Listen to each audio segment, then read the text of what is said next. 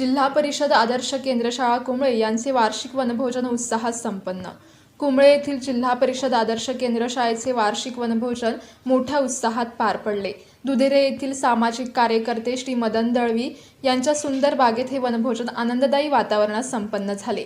या उपक्रमात शाळेतील शिक्षक, शिक्षकेतर कर्मचारी तसेच सर्व विद्यार्थी मोठ्या आनंदाने सहभागी झाले होते। निसर्गाच्या सानिध्यात विद्यार्थ्यांनी खेळ, गप्पा आणि सहभोजनाचा मनमुराद आनंद घेतला।